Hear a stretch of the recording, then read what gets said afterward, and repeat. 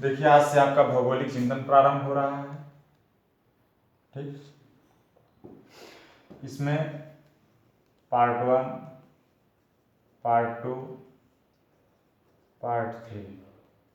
कहने का तात्पर्य इस बात से हुआ कि भौगोलिक चिंतन का पूरा आपके सिलेबस के अंतर्गत जितना आता है वो सब कुछ आपको पढ़ा दिया गया है, जो पार्ट 4 से उपलब्ध है। कहाँ से? पार्ट 4 से उपलब्ध है। लेकिन ये 3 पार्ट आपके शुरू के इनकम्प्लीट थे, ये तीनों पार्ट आज हम कंप्लीट कर देते हैं, जिसके लिए मात्र सिर्फ और सिर्फ एक वीडियो होगी। ठीक, बाकी आपकी जानकारी के लिए, जैसा कि आप जानते हैं कि ऑप्शनल जियोग्राफी से संबंधित आपका ये चैनल है। आइए देखिए, थोड़ा सा भौगोलिक चिंतन से संबंधित जो है आप जान लीजिए कि भौगोलिक चिंतन के अंतर्गत देखिए कि किसी विषय का एक ऐतिहासिक पक्ष होता है। इसमें इस बात का अध्ययन किया जाता है कि उस विषय का विकास क्रमिक रूप से किस प्रकार से हुआ है। इसी तरह इसमें हम भूगोल के आरंभ से लेकर वर्तमान तक कैसे विकास हुआ उसकी समीक्षा और अध्ययन करते हैं। इस चिंतन के ऐतिहासिक क्रम को भी हम कई भागों में बांटते हैं। ठीक है, जिसमें आपका भूगोल का चिर सम्मत काल आता है। इसके अंतर्गत प्राचीन काल में आपके यूनोन यानी कि यूनानी भूगोलवेत्ता, रोमन भूगोलवेत्ता, अर्मन भूगोलवेत्ता और आपके भारत में होने वाले भौगोलिक ज्ञान के विकास का अध्ययन। ठीक, तो हमें क्या देखना है यहाँ जो टॉपिक आपका इनकम्प्लीट है, यहाँ पे आपको यूनानी भूगोलवेत्ता नंबर 1, यूनानी, रोमन, अरब, इन 3 भूगोलवेत्ताओं के बारे में अध्ययन करना है। ठीक, सबसे पहले आइए प्रारंभ करते हैं यूनानी। और हमारा आपसे निवेदन है कि आप लोग इसका नोट अवश्य बनाइएगा। बहुत ही इम्पॉर्टेंट है। अगर आप नोट्स बना लेंगे तो आपके लिए बेहतर होगा, क्योंकि जीएस से संबंधित अगर इसमें से आपको क्वेश्चन पूछे जाएंगे तो आप उनको हल करने में आपको आसानी होगी। ठीक है, देखिए करना क्या है आपको कि यूनानी भूगोलवेत्ताओं में देखिए कि भूगोल के विकास के प्रारंभिक समय में भूगोलविदों ने अपने स्थानीय चीजों के अध्ययन पर क्या विशेष बल दिया। जैसे अभिसारी प्लेट के किनारों के सहारे स्थिति के कारण यूनान में भूआकृतिक विज्ञान तथा गणितीय भूगोल का विकास हुआ। ठीक, अब देखिए यूनानी भूगोलवेत्ताओं के अंतर्गत जो जो इंपॉर्टेंट आपके भूगोलवेत्ता हैं उनका एक एक का हम बारी बारी से अध्ययन करेंगे। ठीक है, तो सबसे पहले आइए हम होमर के बारे में देखते हैं। ठीक, देखिए होमर ने इलियड और ओडिसी नामक 2 महाकाव्य लिखे। ठीक, इसके माध्यम से यूनान में भूगोल का आरंभ हुआ था। इसने सर्वप्रथम 4 दिशाओं से आने वाली 4 पवनों का उल्लेख किया था, जिसमें आपका ह्यूरस, पूर्वी, जेफास, पश्चिमी, ठीक, बोरस, उत्तरी, नोटस, दक्षिणी। सब कुछ आप नोट करिएगा, कुछ भी छोड़िएगा नहीं। ठीक, क्योंकि अगर आप यदि टीजीटी के छात्र हैं, पीजीटी के, नेट के, जेआरएफ के, तो जब रचनाएं पूछी जाती हैं तो छात्र नहीं कर पाते, या इससे संबंधित कोई सब पूछा जाता नहीं। यानी इनमें जो भी रचनाएं आएंगी, जो भी टॉपिक आएंगे, अगर आप नोट किए रहेंगे तो आपको दिक्कत नहीं होगी। ठीक, वहीं पर होमर ने जो है अब जो ये बोरस है इसके बारे में इसने बताया था कि यह एक शीतल हवा है। इसके बारे में इसने बताया था यह एक शीतल हवा है। चलिए आगे, अगले हैं आपके थेल्स। इसको आप नोट कर लिए होंगे। अगले हैं आपके थेल्स महोदय। आइए थेल्स के बारे में देखते हैं। देखिए आपने 3 विचारधाराओं के लिए अधिक प्रसिद्ध था। नंबर 1, ज्यामिति में जितने भी प्रमेय हैं उनका आरंभिक प्रतिपादक कौन था? थेल्स था। इसने माना था, किसने? थेल्स ने। इसने माना था कि जगत का मूल तत्व क्या है? जल है। इसने यह घोषणा किया था कि 28 मई 585 ईसा पूर्व में भूकंप आएगा। ठीक, नोट करके लिख लीजिए, यह प्रथम विद्वान था जिसने पृथ्वी को नापने एवं पृथ्वी के तल पर स्थानों को अंकित करने का क्या किया था, प्रयास किया था। ठीक, और इसने पृथ्वी को पानी में तैरती हुई तस्तरी के रूप में माना है। किसने? या थेल्स के अपने विचार थे। ठीक, अगले हैं आपके एनेक्सीमेंडर।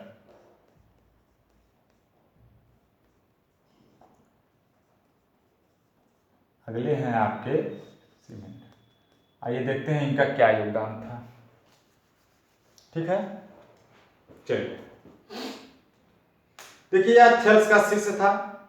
यद्यपि एनेक्सीमेंडर के पहले भी मिस्र और सुमेरिया के लोग मानचित्र बनाते थे, किंतु मापन के नियम पर नहीं होते थे। समझ रहे हैं आप लोग? किंतु मापन के नियम पर नहीं होते थे। मापन के नियम के आधार पर विश्व का प्रथम मानचित्र एनेक्सीमेंडर ने बनाया था। इसके अलावा भूगोल के विकास में दूसरा महत्वपूर्ण योगदान यह था कि इसने मानचित्र बनाने वाले बेबीलोनियाई यंत्र नोमोन को, इस यंत्र का नाम था नोमोन, को यूनानी दुनिया से परिचित कराया। उनको यूनानी दुनिया से परिचित कराया था। ठीक, देखिए, और नोमोन के बारे में जान लीजिए कि यह एक ऐसा यंत्र होता है जो सूर्य घड़ी के समान होता है। इसकी सहायता से क्या निश्चित किया जाता है? देशांतर निश्चित किया जाता है। यह एक ऐसा यंत्र होता है जो सूर्य घड़ी के समान होता है। इसकी सहायता से आपका देशांतर निश्चित किया जाता है। चलिए ठीक है, अब आप नोट करके लिख लीजिए कि थेल्स के साथ साथ एनेक्सीमेंडर को भी गणितीय भूगोल का संस्थापक माना जाता है। इसके आगे कि इसने यूनान को, किसमें? अपने मैप में इसने यूनान को विश्व के मध्य में प्रदर्शित किया था। यह मानचित्र कैसा था? गोलाकार था, जो चारों ओर सागर सरिता से घिरा हुआ था। जो चारों ओर सागर सरिता से घिरा हुआ था। इसके बाद है आपके, देखिए, हिकेटियस। इसके बाद कौन है? हिकेटियस।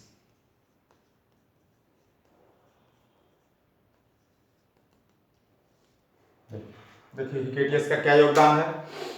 देखिए, हिकेटियस ने जस्ट पेरियोड्स नामक पुस्तक लिखा था। इस पुस्तक का नाम था जस्ट पेरियोड्स। ठीक, इसने जस्ट पेरियोड्स नामक एक पुस्तक लिखा था। देखिए,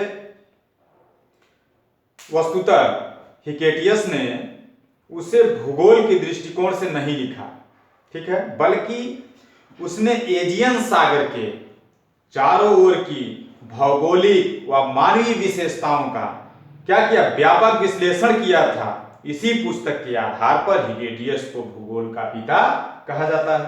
ठीक, देखिए, जस्ट पेरियोड्स को 3 भाषाओं में जाना जाता है। जैसे ग्रीक भाषा में जस्ट पेरियोड्स कहते हैं। ये किस भाषा में है आपका? ग्रीक भाषा में। ग्रीक भाषा में आपका जस्ट पेरियोड्स हो गया। वहीं पे आप नोट करके लिखना चाहें तो लिख सकते हैं। इंग्लिश में जो है पेरिप्लस ऑफ द इर्थियन श्री कहते हैं। इसी को इंग्लिश में पेरिप्लस ऑफ द इर्थियन सी, ठीक है, पेरिप्लस ऑफ द इर्थियन सी। और हिंदी में आप लिख लीजिए, हिंदी भाषा में, कि एजियन सागर का तटीय सर्वेक्षण। एजियन सागर का तटीय सर्वेक्षण, ये आपका इंग्लिश में हो गया था। आप हिंदी में यहाँ पे आगे लिख लीजिए कि एजियन सागर का तटीय सर्वेक्षण। ठीक है, चलिए, और देखिए, इसमें आपको इंपॉर्टेंट नोट करके लिख लीजिए कि जो इसकी जस्ट पेरियोड्स पुस्तक थी, इस पुस्तक को प्रादेशिक भूगोल का प्रथम ग्रंथ माना जाता है। ये जो पुस्तक है, इसको प्रादेशिक भूगोल का, किसका? प्रादेशिक भूगोल का प्रथम ग्रंथ माना जाता है। अब देखिए, अगले हैं आपके हेरोडोटस। ठीक,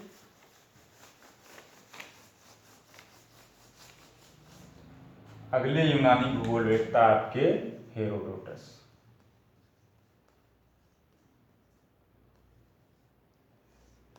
चलिए अब आइए देखते हैं हेरोडोटस के बारे में। देखिए हेरोडोटस को इतिहास का पिता भी कहते हैं, आप लोग जानते हैं। उसने बताया था कि भूगोल को ऐतिहासिक दृष्टिकोण से तथा इतिहास को भौगोलिक दृष्टिकोण से समझने का प्रयास करना चाहिए। हेरोडोटस ने हिस्टोरिका नामक पुस्तक लिखा था। इसमें इन्होंने भूगोल के बारे में निम्न योगदान दिया था। पहला कि विश्व को पहली बार 3 महाद्वीप अर्थात एशिया, यूरोप और Libya, Asia, Europe, Libya, bracket में आप लिखेंगे अफ्रीका, ठीक, समझने की, ठीक। देखिए कि विश्व को पहली बार 3 महाद्वीपों में अर्थात एशिया, यूरोप और लीबिया में विभाजित करने का कार्य किसने किया था? हेरोडोटस ने। दूसरा, पहली बार देशांतर खींचने का प्रयास किसने किया? हेरोडोटस ने। सर्वप्रथम देशांतर खींचने का प्रयास हेरोडोटस ने किया। यह पहला ऐसा व्यक्ति था जिसने अपने विवेक के आधार पर यह बताया था कि कैस्पियन एक बंद झील है, कैस्पियन सागर एक बंद झील है। पुनः जो है इसने बताया किसके आधार पर? पुनः इसने बताया कि जो नदियों के मुहाने पर डेल्टा बनने की जो क्रिया है या जो डेल्टा के बारे में सर्वप्रथम जानकारी जो दिया था, किसने दिया था? हेरोडोटस ने दिया था। किस आधार पर? कि नील नदी के बाढ़ के मैदान में जमा हुई काली मिट्टी एवं निक्षेपण से निर्मित जो डेल्टा का निर्माण हुआ था उसी आधार पर, ठीक है। इसने, या आप यहां पे सिर्फ एक लाइन में लिखेंगे कि हेरोडोटस ने सर्वप्रथम नदियों के मुहाने पर डेल्टा बनने की पद्धति का उल्लेख किया था, ठीक। देखिए, और इसने एजोब सागर की मां कहा था, किसको? काला सागर को, ठीक। बाकी आप नोट करके लिख लीजिए कि तापमान और पवन के चलने में सहसंबंध स्थापित किया। हेरोडोटस ने तापमान और पवन के चलने में सहसंबंध स्थापित किया था। अब अगले हैं, देखिए आपके सिकंदर होते हैं। अगला आपका है सिकंदर।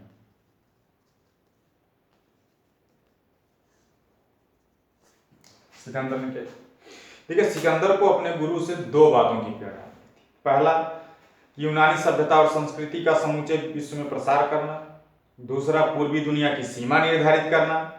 इसके अलावा इसने नील नदी के मुहाने पर सिकंदरिया नामक नियोजित नगर बसाया। नील नदी के मुहाने पर सिकंदरिया नामक नियोजित नगर बसाया, ठीक है।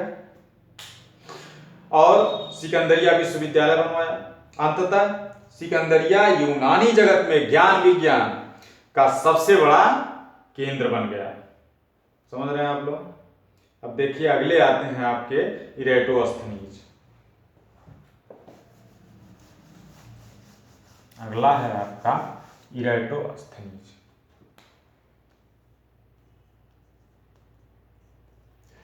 स्थनीज, ठीक है, यूनानी भूगोलवेत्ताओं में अगले हैं आपको इरेटोस्थनीज। देखिए इरेटोस्थनीज सिकंदरिया विश्वविद्यालय का निदेशक हुआ करता था। इरेटोस्थनीज सिकंदरिया विश्वविद्यालय का निदेशक हुआ करता था और इसी निर्देशन अवधि के दौरान उसने भूगोल के संदर्भ में तरह तरह का योगदान दिया था। उसके प्रमुख योगदान निम्न है। नंबर 1 आप ध्यान दीजिएगा कि सर्वप्रथम जियोग्राफी शब्द का प्रतिपादन इरेटोस्थनीज ने किया था। वस्तुतः जियोग्राफी शब्द यूनानी भाषा के 2 शब्दों से मिलकर बना है, जियो और ग्राफोस, ठीक। अतः इन दोनों को मिलाकर उसने भूगोल को परिभाषित करते हुए यह कहा कि यह एक ऐसा विषय है जिसमें गोलाकार पृथ्वी का अध्ययन किया जाता है। चलिए ठीक है, ये तो रही बहुत ही प्राचीन चीज, जिसको आप जो है हाई स्कूल इंटर से पढ़ते आ रहे हैं। लेकिन आगे देखिए कि सिकंदरिया विश्वविद्यालय में ही अध्ययन के दौरान, ठीक है, पहले आप थोड़ा सा देख लीजिए, नोट करके आप लिख लीजिए कि इन्होंने जियोग्राफिया नामक पुस्तक की जो है रचना किया। ठीक है, हालांकि आपको देखिए जियोग्राफिया पुस्तक और भी जगह आपको मिलेगा, तो इससे आपको भ्रमित नहीं होना है। तो सिकंदरिया विश्वविद्यालय में ही अध्ययन के दौरान इसने सर्वप्रथम पृथ्वी को प्रमेय के आधार पर मापा था। सर्वप्रथम पृथ्वी को प्रमेय के आधार पर किसने मापा? इराटोस्थनीज ने। तथा पृथ्वी की परिधि को मापने के लिए साइने एवं अलेक्जेंड्रिया में प्रेक्षण किया था। साइने एवं अलेक्जेंड्रिया, ठीक, साइने एवं अलेक्जेंड्रिया में प्रेक्षण किया था। किसको मापने के लिए? पृथ्वी की परिधि को मापने के लिए। अगला देखिए, मोस्ट इंपॉर्टेंट, कि पृथ्वी को उष्ण, शीतोष्ण और शीत कटिबंध में विभाजित करने वाला पहला व्यक्ति कौन था? इराटोस्थनीज था। ठीक है, देखिए आपको ऑप्शन में अगर आपको मिल जाए कि 3 कटिबंध में विभाजित करने वाला और 5 कटिबंध, अगर 3 और 5 दोनों आपके दिए रहते हैं तो उसमें आपको 3 को क्लिक करना है। अगर अलग अलग क्वेश्चन में आपको 3 मिलते हैं, उष्ण, शीतोष्ण और शीत, उष्ण, शीतोष्ण और शीत, तो आपको 3 को ही करना है। बाकी अगर आपको 5 मिलता है उसमें 3 नहीं है तो आपको उष्ण, शीतोष्ण यानी 2 शीत 2 शीतोष्ण, इस प्रकार। देखिए सिंपल सी बात है, इसको आप जानते हैं। मान लीजिए आपकी पृथ्वी है, ये आपका उष्ण कटिबंध हो गया, ये आपका शीतोष्ण हो गया, ये आपका शीत कटिबंध हो गया, ये आपका उष्ण हो गया, ये आपका शीत उष्ण, ठीक, शीतोष्ण, ये आपका शीत शीतोष्ण। तो इस आधार पे देखा जाए तो 2 शीतोष्ण और 2 शीत, 1 उष्ण, कितने हुए? 5 कटिबंध हुए, या सिर्फ उष्ण, शीतोष्ण या शीत, समझ रहे हैं? तो कहीं कहीं आपको 3 कटिबंध मिलेंगे, कहीं कहीं 5, और सही दोनों। चलिए देखिए, यह प्रथम विद्वान था जिसने देशी यंत्र नोमोन की सहायता से विषुवत रेखा की सही लंबाई ज्ञात। विषुवत रेखा की सही लंबाई किसने ज्ञात किया था? इराटोस्थनीज ने नोमोन की सहायता से। ठीक, नील नदी के पश्चिम में निवास करने वाले नूबियंस जनजाति का उल्लेख करने वाला, नूबियंस क्या है? नूबियंस जनजाति, ये कहाँ?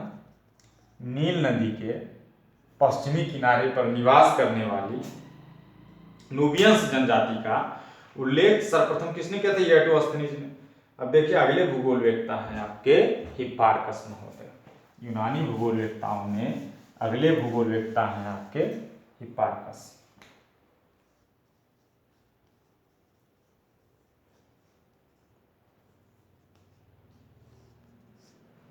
ठीक है, अब देखिए हिप्पारकस के बारे में। देखिए इराटोस्थनीज की मृत्यु के बाद हिप्पारकस सिकंदरिया विश्वविद्यालय का निदेशक बना था।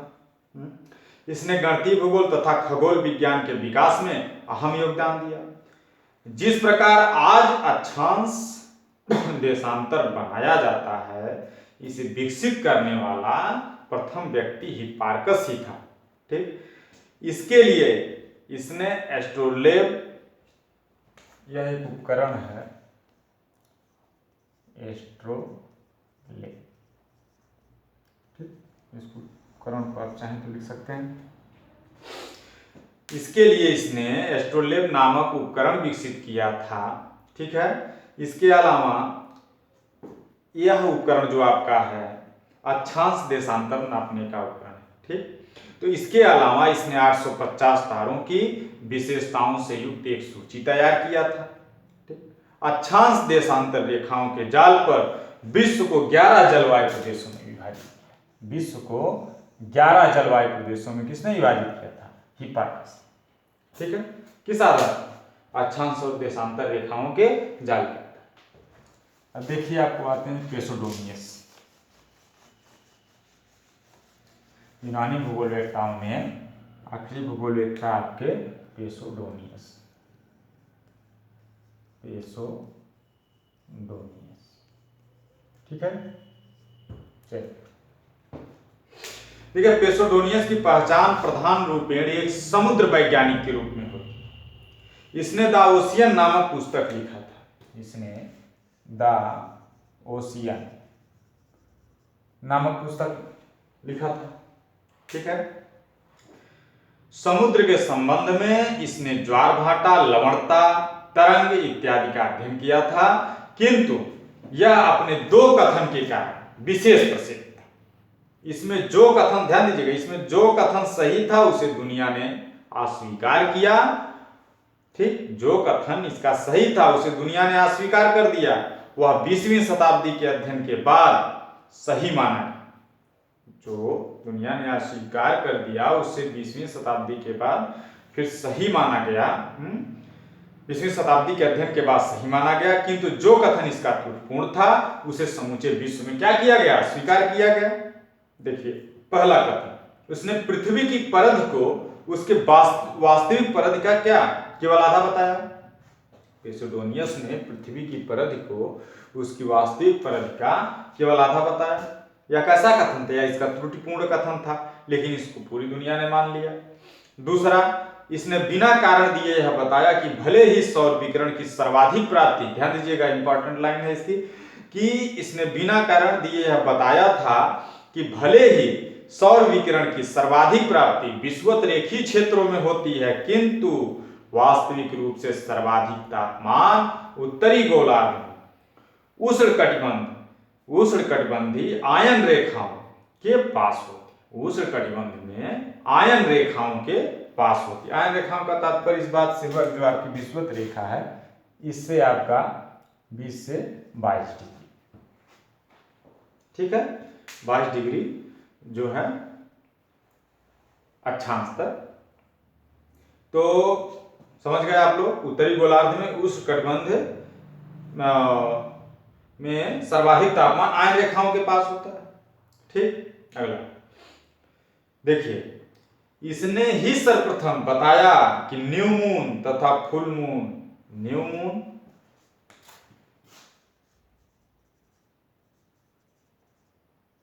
तथा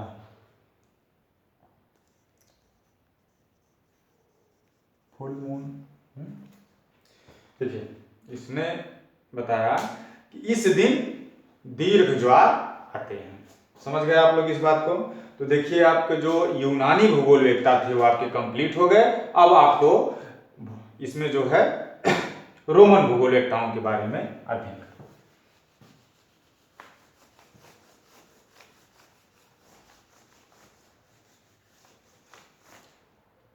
रोमन भूगोलवेत्ता,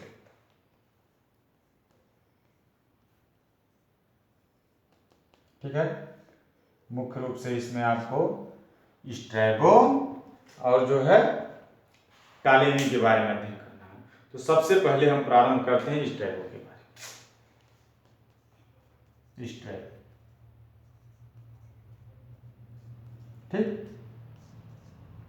देखिए, थोड़ा सा भूमिका देखिए कि यूरोप में जब यूनानी सभ्यता और संस्कृति का पतन हो गया, उसके बाद किस युग का आरंभ हुआ, रोमन युग का आरंभ हुआ। प्राचीन कालीन रोमन के महान शासक सीजर या जूलियस सीजर ने भूगोल के विकास में अहम योगदान दिया। रोमन युग में विशेष तौर पर दो भूगोलवेत्ताओं का प्रयास अधिक उल्लेखनीय था, जिसमें आपको पहला स्ट्रैबो है, दूसरे आपको आपके टालेमी। देखिए, स्ट्रैबो को देखिए, नियतिवादी चिंतक का प्रथम महत्वपूर्ण विचारक भी माना जाता है, ध्यान रखिएगा। और स्ट्रैबो ने क्षेत्रीय भूगोल के विकास में अहम योगदान दिया। यद्यप कभी कभी इसे स्ट्रैटोस्थनीज का नकलची भी कहा जाता, किंतु फिर भी इसने अपने स्वयं के भ्रमण के आधार पर द जियोग्राफिया पुस्तक को लिखा था। कौन सी पुस्तक? The geography. सबसे ज्यादा इसी पुस्तक को पूछा जाता है स्ट्रैबो को,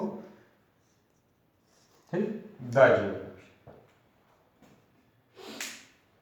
लिखा था। इसके अलावा इसने भौगोलिक, ध्यान दीजिएगा, इसके अलावा इसने भौगोलिक स्मृति के नाम से 17 किताबें तथा ऐतिहासिक स्मृति के नाम से 43 किताबें लिखी। वस्तुतः खोज के महान युग में इसकी जियोग्राफी का पुस्तक का विशेष रूप से क्या हुआ था, प्रयोग हुआ था। कुल मिलाकर यह एक मानव भूगोलवेत्ता और क्षेत्रीय भूगोल, कुल मिलाकर स्ट्रैबो एक मानव भूगोलवेत्ता और क्षेत्रीय भूगोलवेत्ता था। ठीक है, अब आगे देखिए, नोट करके आप लिखना चाहें लिख सकते हैं कि इसने पृथ्वी को दीर्घायत या ब्रैकेट में ओब्लांग माना था। पृथ्वी को दीर्घायत ब्रैकेट में ओब्लांग माना था। ठीक है, कभी भी पूछ सकता है, अभी आज तक आपका नहीं पूछा गया। ठीक, किसी भी टीचर। देखिए स्ट्रैबो ने पहली बार, नोट में नंबर 2, स्ट्रैबो ने पहली बार एटलस एवं विसुवियस पर्वत का वर्णन किया है। विसुवियस को इसने जलता हुआ पर्वत कहा। एटलस कौन कौन से पर्वत, एटलस, विसुवियस का इसने वर्णन किया और विसुवियस को इसने जलता हुआ, कैसा, जलता। ठीक है, विसुवियस को इसने जलता हुआ पर्वत कहा। अब देखिए अगले हैं आपके टालेमी। ठीक है, टालेमी ने गणितीय भूगोल तथा भौतिक भूगोल में विशेष रुचि। अगले हैं आपके टालेमी।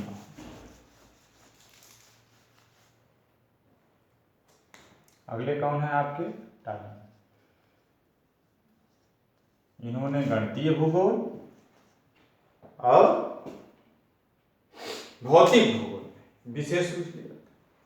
देखिए इसकी द जियोग्राफिया पुस्तक को ध्यान दीजिएगा, द जियोग्राफिया पुस्तक ज्यादा इंपॉर्टेंट किसकी है, स्ट्रैबो की। यानी पूछेगा तो आप स्ट्रैबो को ही क्लिक करेंगे।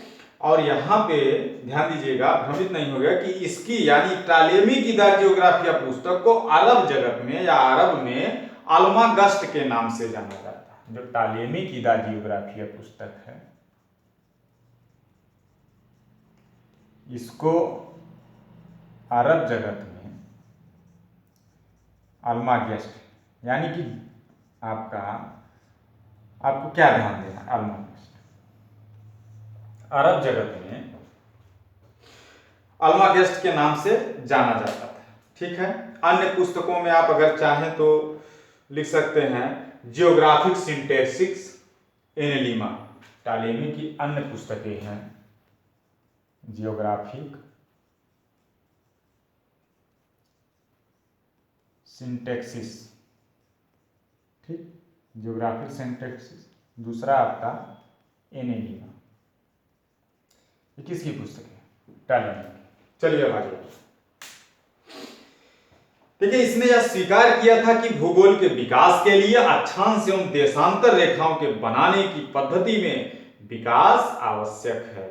इसने अक्षांश और देशांतर रेखाओं का एक जाल तैयार किया था, जिसमें प्रधान मध्याह्न रेखा को कनारी से गुजरते हुए दिखाया। प्रधान मध्याह्न रेखा कहां से दिखाया था, कनारी से गुजरते हुए दिखाया था। ठीक है, अब नोट करके इसके कुछ तथ्य हैं, इसको आप लिखते जाएं कि टालेमी ने प्रमेय पद्धति के आधार पर यह घोषणा किया था कि भारत के दक्षिणी पूर्वी भाग में एक अनजान भूमि अवश्य होगी।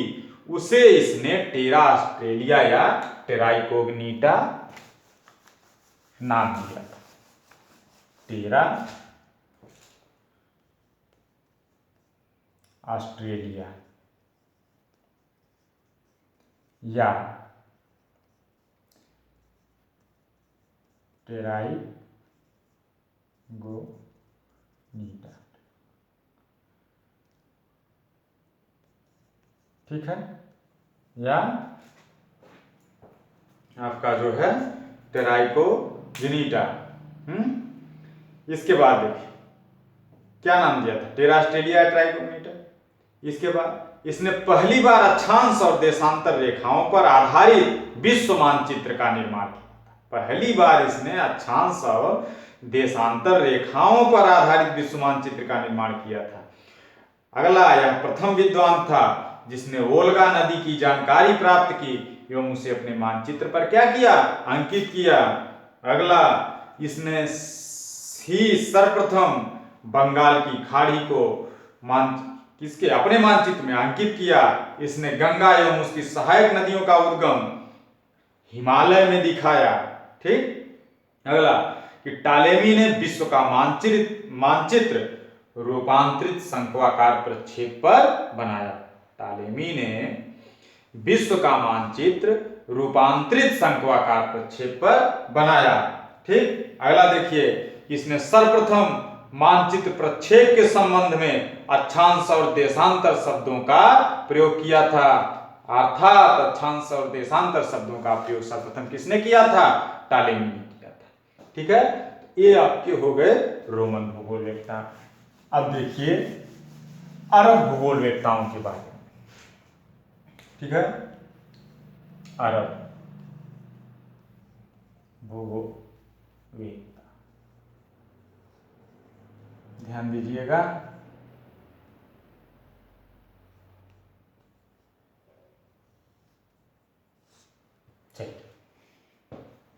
देखिए, रोम में टालेमी युग के समापन के बाद अंधकार युग का आगमन हो गया, किंतु उसी समय विश्व के अन्य भागों में ज्ञान विज्ञान का विकास चल रहा था। जैसे आपका भारत, अरब, चीन। अरब जगत में ज्ञान विज्ञान के प्रसार का सबसे महत्वपूर्ण कारण यह था कि वहां अभी अभी इस्लाम धर्म का उद्भव हुआ था। जनजातियों ने इसे ग्रहण किया था। परिणामतः लोगों में नई नई ऊर्जा विद्यमान थी। इसके अलावा इस्लामी दुनिया के प्रमुखों ने भी ज्ञान विज्ञान के विकास में योगदान दिया था। वहां के खलीफा हारून उल रशीद ने बगदाद में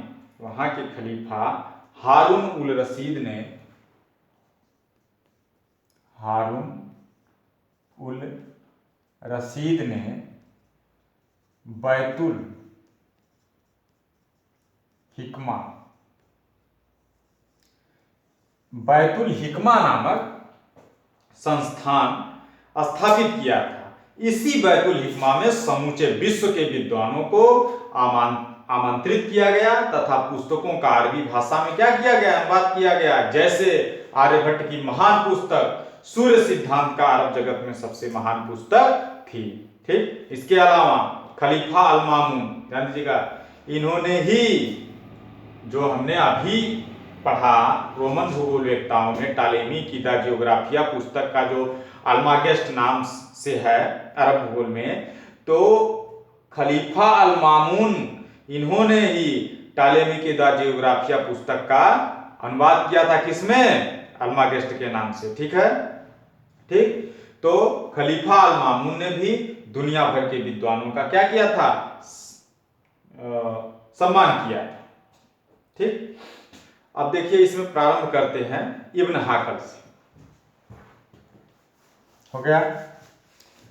अब आइए इब्न हाकल।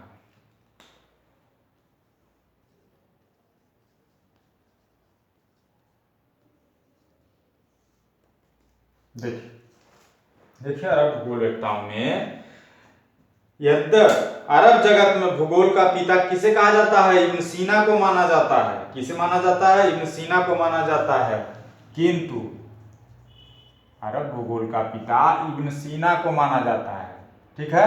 किंतु पहला भूगोलवेत्ता इब्न हाकल ही था। उल्लेखनीय है कि इब्न हाकल ने कुरान में जिन क्षेत्रों का भ्रमण पथ के रूप में उल्लेख किया गया है, ध्यान दीजिएगा, कि इब्न हाकल ने कुरान में जिन क्षेत्रों का भ्रमण पथ के रूप में उल्लेख किया गया है, उन्हीं सभी क्षेत्रों का पैदली भ्रमण किया था। कुरान में जिन भ्रमण क्षेत्रों का उल्लेख किया गया है, इब्न हाकल ने उन्हीं क्षेत्रों का भ्रमण किया था। और भ्रमण के दौरान उसने जो जो चीजें देखा उसे अपनी पुस्तक में शामिल किया। अब देखिए, इंपॉर्टेंट लाइन यह है कि इसकी पुस्तक का नाम रास्तों एवं साम्राज्यों की पुस्तक, बहुत ही इंपॉर्टेंट पुस्तक है, रास्तों एवं साम्राज्यों की पुस्तक, साम्राज्यों की पुस्तक। ठीक है, इसको आप नोट कर लीजिए, राष्ट्रों एवं साम्राज्यों की पुस्तक। और एक चीज ध्यान दीजिएगा कि आपको ज्यादातर एग्जाम में इंग्लिश में ही पूछने को मिलेगा, तो इसलिए आप इंग्लिश में इन रचनाओं का नाम जो है जरूर याद रखिएगा। जैसे आपका इसको आप लिखेंगे कि a book of routes and realms, ये book of routes and realms, ठीक है। इस प्रकार रहेगा आपका कि a book of routes and realms, ठीक है। A book of routes and realms, ठीक। ये उसकी इब्न हाकल की पुस्तक हो गई। अब देखिए इसमें अगले हैं आपके अल-मसूदी मोहम्मद। अगले कौन है आपके? अल-मसूदी। इसको आप लोगों नोट कर लिया होगा।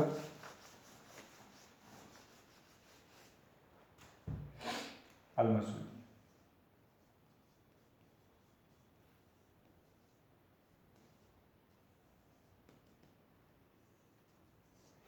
चलिए देखिए क्या है कि अरब जगत का सबसे बड़ा भूगोलवेत्ता अल-मसूदी था। इसने कई पुस्तकों को लिखा था, जैसे आपका किताब मुराजुल दहाब, किताबुल तनब हवाल, और किताब अखबार अजमा, किताबुल औसत, इन सब चीजों पे आपको ध्यान नहीं देना, मुख्य रूप से इसकी जो पुस्तकें थी उस पे ध्यान दें। एक आप नोट कर लीजिए कि स्वर्णिम चारागार, दूसरा जवाहरतों की खानें, मुख्य रूप से स्वर्णिम चारागार,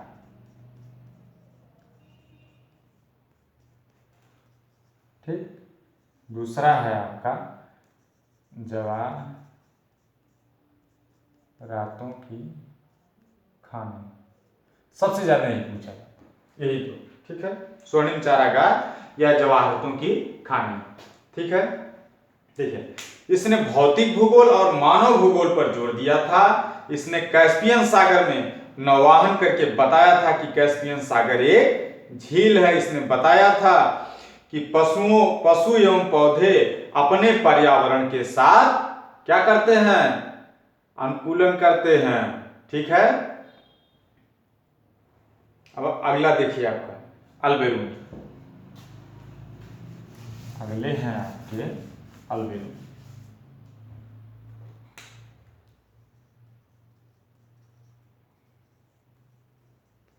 देखिए इसमें सबसे महत्वपूर्ण इन लोगों की रचनाएं ही हैं, ठीक है। देखिए अल-बेरूनी महमूद गजनवी के साथ भारत आया था। भारत आने के बाद इसने संस्कृत सीखा तथा वेद, गीता और उपनिषदों का उसके मूल भाषा में अध्ययन किया। इसकी सबसे बड़ी पुस्तक किताबुल हिंद, जिसको हिंदी में भारत का भूगोल कहेंगे। इसके बाद आपका तहकीके हिंद, जिसको आप भारत एक खोज कहते हैं। इसके बाद इसने भाभर पेटी, सोमनाथ के तट पर आने वाले ज्वार भाटा, गुजरात के तट पर पवन ऊर्जा के उत्पादन का व्यापक रूप से क्या किया था? उल्लेख किया था, ठीक है। अब नोट करके आप लिख लीजिए कि इसकी एक पुस्तक अल कानून अल मसूदी, अल कानून अल मसूदी, जो टालेमी की अल्मागेस्ट के तर्ज पर लिखी गई है। अल कानून अल मसूदी किसकी पुस्तक है? अल-बेरूनी की। ध्यान दीजिएगा यहाँ पे अल-मसूदी नाम है तो आप मसूदी नहीं कर दीजिएगा। जो टालेमी की अल्मागेस्ट के तर्ज पर लिखी गई, अभी हमने आपको उसके बारे में बताया ही है, ठीक है। इसके बाद अगला ध्यान दीजिए कि इसकी रिसाला नामक पुस्तक में, इसकी एक पुस्तक है जिसका नाम है रिसाला। ध्यान दीजिए, बड़ी इंपॉर्टेंट पुस्तक। इसमें जो है इसने दिन रात की लंबाई का वर्णन तथा ध्रुवों पर 6 महीने दिन व रात की पुष्टि किया है, ठीक है। यानी इस पुस्तक का अध्ययन करने पर जो है यह ज्ञात होता है कि जो अल-बेरूनी की रिसाला नामक पुस्तक है, इसमें दिन व रात की लंबाई के बारे में वर्णन किया गया है और ध्रुवों पर 6 महीने दिन व रात जो होते हैं उसके बारे में वर्णन किया गया है, ठीक है। अगले हैं आपके अल-इद्रीसी। अरब भूगोलवेत्ताओं में अगले हैं आपके अल-इद्रीसी, ठीक। अब देखिए अल-इद्रीसी, देखिए यह एक घुमक्कड़ प्रकार का व्यक्ति था। अल-इदरीसी एक घुमक्कड़ी प्रकार का व्यक्ति था। इसने नाव से समुद्र में तथा महाद्वीपों पर क्या किया था? भ्रमण किया था। नाव से समुद्र में तथा महाद्वीपों पर भ्रमण किया था, ठीक। और भ्रमण करते करते यह अफ्रीका के विषुवत-रेखीय क्षेत्रों में पहुंचा था तथा इसने भी यह बताया था, ध्यान दीजिएगा, कि अल-इदरीसी ने भी यह बताया था कि विषुवत-रेखीय क्षेत्रों में बहुत अधिक तापमान नहीं होता है। अपने भ्रमण के आधार पर इसने एक पुस्तक लिखा था कि जिसका नाम है उनके लिए आनंद जो विश्व भ्रमण की इच्छा रखते हैं।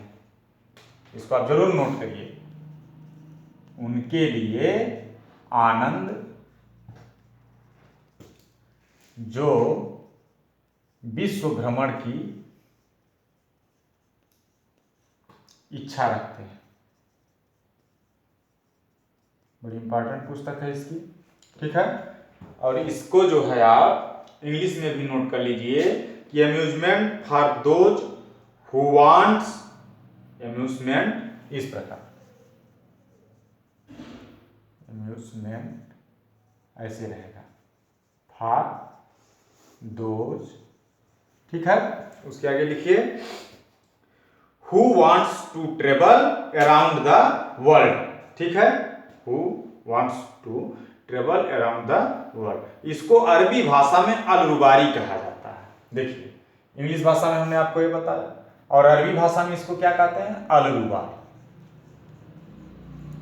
अरबी भाषा में अल-रुबारी कहा जाता है, ठीक है। इसके बाद है आपके इब्न बतूता। आइए इब्न बतूता महोदय को देखा जाए, ठीक है।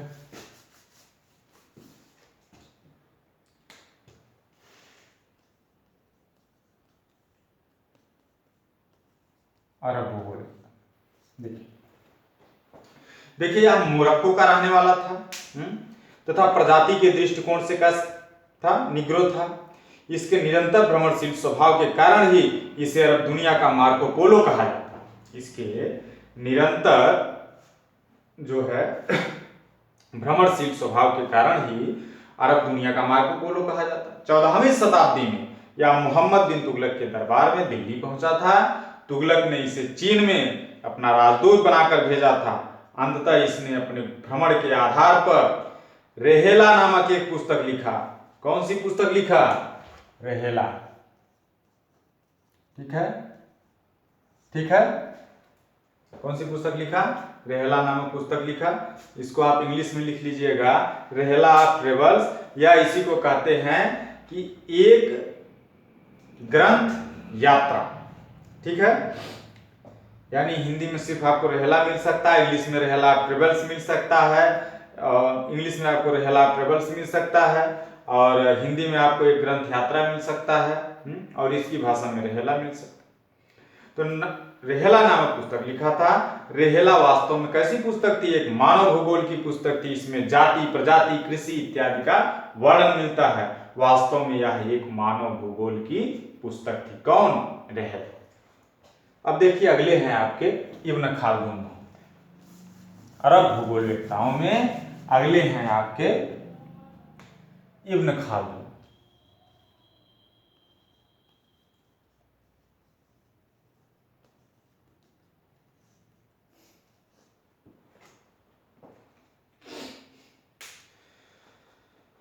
यह अरब जगत का अंतिम भूगोलवेत्ता था, ठीक। इब्न खालदून आपका अरब जगत का अंतिम भूगोलवेत्ता था। इसने मुकद्दिमा नामक पुस्तक लिखा था, ठीक। वस्तुतः इब्न खालदून, इस पुस्तक का आप नाम लिख लीजिए, मुकद्दिमा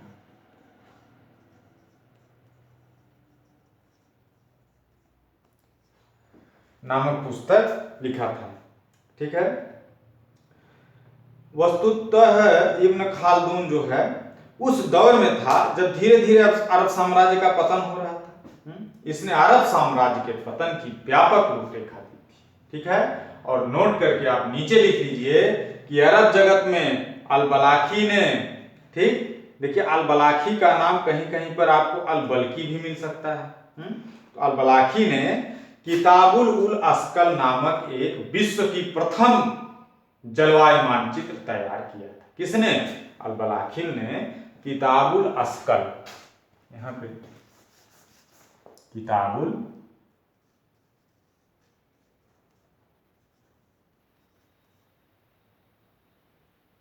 किताब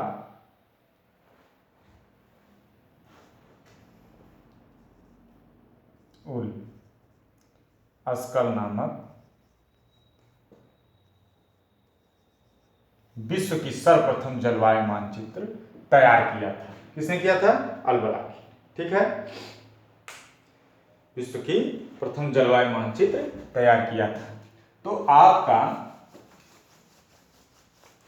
भौगोलिक चिंतन प्रथम, द्वितीय, तृतीय, फर्स्ट, सेकंड, थर्ड, 3 पार्ट आपके आज कंप्लीट हो गए।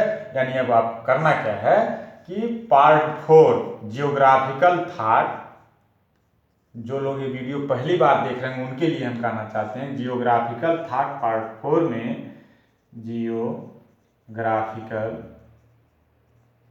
थॉट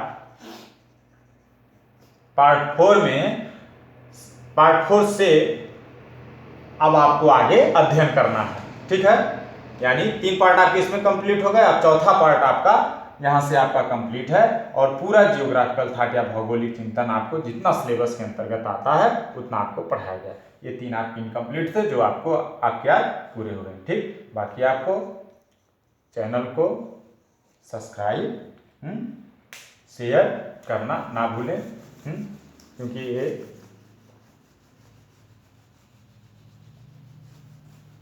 आप शेयर करेंगे, अपने लोगों तक पहुंचाएंगे तो इससे वंचित नहीं रहेंगे। ठीक है।